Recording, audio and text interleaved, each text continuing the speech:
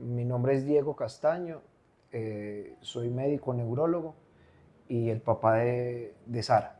Mi nombre es Juliana Aristizábal, soy arquitecta y la mamá de Sara. Y esta es Sara. Hola. Eh, Nosotros recién casados teníamos planes muy distintos. De hecho, queríamos postergar la paternidad para dedicarnos un tiempo como pareja y disfrutar más viajes y otro tipo de cosas. Sin embargo, gracias a unos desarreglos menstruales de Juliana, nos dimos cuenta de una incapacidad de ser papás y eso cayó como un baldado de agua fría. De hecho, yo no olvido el día. Yo soy médico y estaba en consulta en el momento en que Juliana me informó por mensajes de texto de esa noticia y yo prácticamente no logré acabar lo que estaba haciendo porque me enfrentaba a la realidad de no poder lograr el sueño de mi vida, porque era uno de mis sueños, o es uno de mis sueños de mi vida, que era ser papá. Y ante esa realidad me sentí desolado, absolutamente solo en ese momento. Y me acuerdo que cuando llegué a la casa y vi a la cara a Juliana, los dos teníamos un sentimiento muy similar. Sentíamos que algo se había roto por completo en la pareja y que el sueño que pensábamos se alejaba o tal vez se hacía imposible. Después de la noticia, uno se siente absolutamente vulnerable. Y como es una situación inesperada, empieza uno en el desespero de buscar, indagar, pero a la vez siendo un tema tan privado, no se tiene la libertad para comentarlo con cualquiera. Entonces esa situación te pone entre la espada y la pared y como pareja decidimos que Juliana iba a empezar una búsqueda frenética, porque así fue, de lugares que nos pudieran prestar ayuda. Y lo llamativo es que sentirse en ese momento como una persona vulnerable y necesitada de una ayuda te pone de frente a unos lugares, cuando empezamos a buscar, en los cuales te hacen sentir como una simple cifra.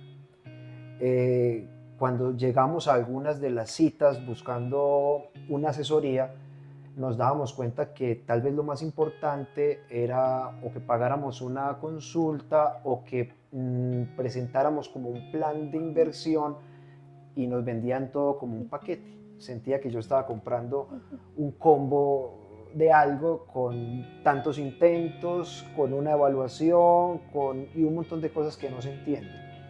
Y cuando terminaban esas citas, algunas virtuales por pues ya esta modalidad que hoy en día se está dando y otras presenciales, por lo menos en mi punto de vista yo me sentía aún más mal, aún peor, porque no se convertía en un alivio para mi dolor y mi desespero, sino al contrario, me sentía medio utilizado.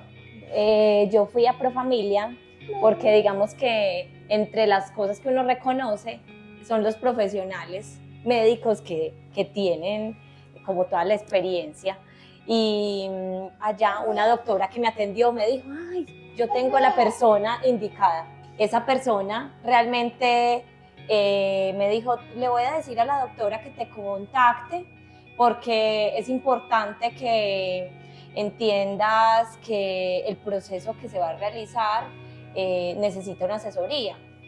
Y yo me quedé esperando, pensé que iba a pasar una semana o dos porque ya nos había pasado que nos dejaban esperando y al otro día me llamó la doctora Juliana ahí mismo me dijo hagamos una consulta telefónica, fue súper rápida la atención, hicimos clic inmediatamente. Ahí mismo empezamos a sentir que teníamos a alguien en el que por fin nos íbamos a poder apoyar, que no iba a ser tanto como una cifra como dijo Diego, y eso empezó a cambiar nuestra historia. Considero que el primer paso para este camino fue decidir en quién confiar, porque íbamos a poner toda la apuesta en la prácticamente única posibilidad, porque así lo ve uno, de lograr vencer ese obstáculo que a uno le pone la vida de forma inesperada. Entonces, como les dije, conocimos muchos sitios, pero la gran mayoría no generaron confianza porque yo sentí que me veían como un objeto, como una simple cifra, y esa sensación es indescriptible, es supremamente desagradable. Eso no sucedió aquí en Fertex, porque desde el primer día la doctora cuando nos atendió fue clara, pero sobre todo humana. Nos hizo sentir tranquilos y aunque no nos prometió nada más allá de lo lógico y lo que está dentro de las posibilidades médicas, sí fue muy detallada en las situación en la que nos encontrábamos y en las posibilidades de tratamiento. Entonces ese primer encuentro fue el que posibilitó que nos decidiéramos sin lugar a dudas en empezar acá el proceso, porque sentimos que nos habían tratado distinto a todo el resto de los lugares que conocimos, y créanme que fuimos a todos los que están disponibles en Medellín. El proceso en este momento ya no recuerdo cuánto tiempo tomó, pero fue por ahí 1 año y medio. Realmente es algo que no es tan rápido como uno espera. Cambia uno la percepción de me quiero embarazar y pensar de que puede ser espontáneo y que sucederá al próximo mes después de dejar de tomar los anticonceptivos, a que termina siendo un proceso de 1 año en donde implica conseguir unos medicamentos hasta fuera del país si es necesario, porque en Colombia no había. Después aparece una necesidad de hacer una cirugía por un quiste inesperado que apareció. Entonces todo esto fueron como puras trabas que empezaron a aparecer y que uno se empieza a desanimar. Gracias a que pues yo todavía estaba joven en ese momento, estaba cerquita de los 35 años, se volvió un poco más fácil ese proceso, médicamente hablando, y aquí tenemos pues a Sara después de más o menos 1 año y medio de consumir medicamentos, unas inyecciones dolorosas, pasar por unos vértigos, por la progesterona y tantas cosas que le empiezan a uno a pasar, y eso que empieza una montaña rusa también hormonal bastante fuerte, distinto a los embarazos comunes y corrientes, por las dosis pues también de hormonas que empieza uno a tomar. Y finalmente tenemos el sueño hecho realidad. En este sueño no solamente pues aparece Sara, hicimos una fertilización in vitro en donde tuvimos 10 embriones, de ellos fueron 6 sobrevivientes. En estos 6 sobrevivientes hicimos una transferencia de 2.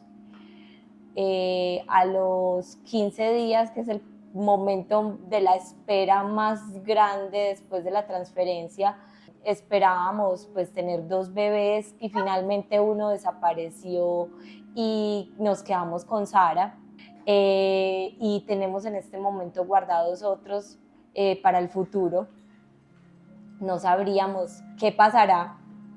Después, más adelante, pues es lo que esperamos es que nuestra familia siga creciendo. La verdad es que se vuelve una situación muy compleja, pero es fácil de manejar en la medida de que uno logre llegar a una clínica a tiempo, que logre hacer ese clic con los doctores, que logre en medio de entre estar joven y no, llegar y encontrar un centro en donde te den todas las indicaciones y que puedas realmente caminar por ese sueño.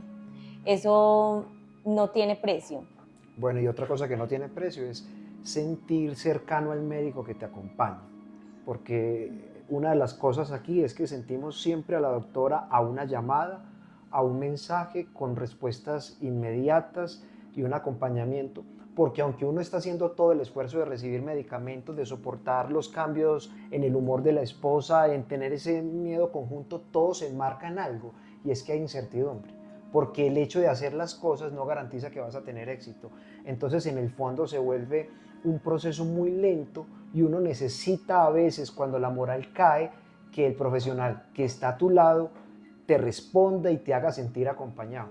Entonces, eso es algo que no tengo cómo pagarlo, porque todo el tiempo me sentí acompañado, nunca ilusionado en exceso, pero siempre bien, digamos, asesorado, y desde ese punto de vista, este proceso se hizo un poco más llevadero.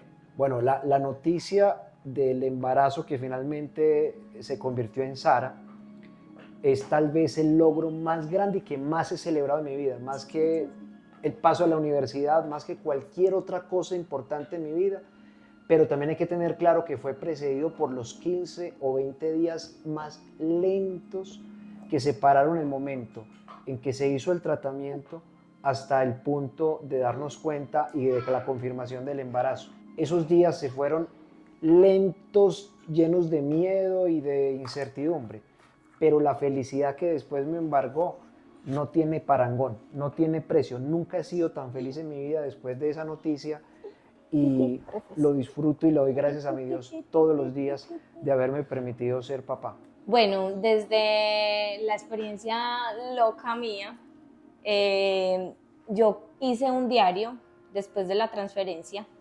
En ese diario anoté cada cosa que estaba ocurriendo día a día, desde el momento en el que transferimos los 2 embriones hasta el momento que me hice la prueba de embarazo. Yo me hice realmente la prueba de embarazo a los 11 días por la ansiedad, por desaplicada, entonces no aguanté y bueno, ahí teníamos el positivo. Fuimos realmente bendecidos con que en el primer intento llegara Sara, y llegó la noticia el día que estábamos de aniversario, de casados, entonces fue una noticia maravillosa. Ese mismo día nos hicimos una ecografía clandestina. Y ya sabíamos que venía un baby nomás.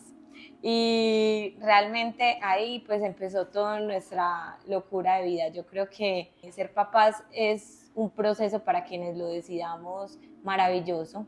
Es un cambio absoluto de vida, pero es una nueva realidad que es maravillosa y viene con un montón de felicidades y un montón de retos y muchas horas sin dormir. Sí, sí, pero no me arrepiento, es lo mejor que he hecho en mi vida y podría decir que ahora puedo morir tranquilo. De lo contrario, no hubiera sido lo mismo mi vida, y ahora estoy muy, muy agradecido con Fertex, y lo digo de frente, porque permitieron lograr lo más importante de mi vida, que es conocer y tener a mi niña. Cuando tuvimos el positivo y ustedes llegaron por primera vez a hacer esa ecografía, a mí nunca se me olvida que Diego, haciendo la ecografía y mirando esa pantalla, las palabras de Diego que fueron: doctora, gracias porque usted hizo posible mi sueño más grande. O sea, a mí todavía se me quiebra la voz recordando esas palabras de Diego. Y rompió mi peor miedo, que era quedarnos solos, porque la verdad, para quien no lo decía, perfecto, pero para los que nos casamos con la idea de generar una familia, esa noticia es una explosión, capaz de volar en pedazos cualquier indicio de felicidad. La vida se pone gris, los días son absolutamente oscuros, a pesar de tener todo, salud, y de tener todas las posibilidades de hacer viajes, de comprar cosas. El hecho de recibir esa noticia causa una implosión en la pareja y no deja tener felicidad. Entonces, por eso vivo eternamente agradecidos en conjunto, pero yo especialmente no tengo cómo pagar, no tengo de verdad cómo pagar el hecho de que yo haya logrado lo que siempre soñé.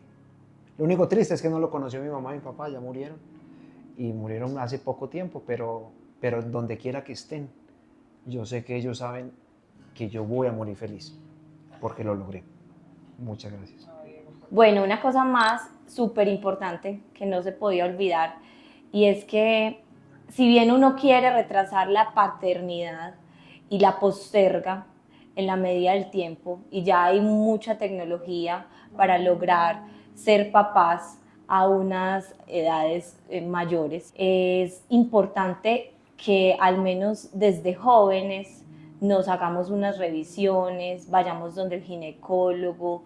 Gozar de buena salud no es suficiente para pensar que vamos a poder ser papás en cualquier momento. Es decir, no dejemos la posibilidad de ser padres al azar.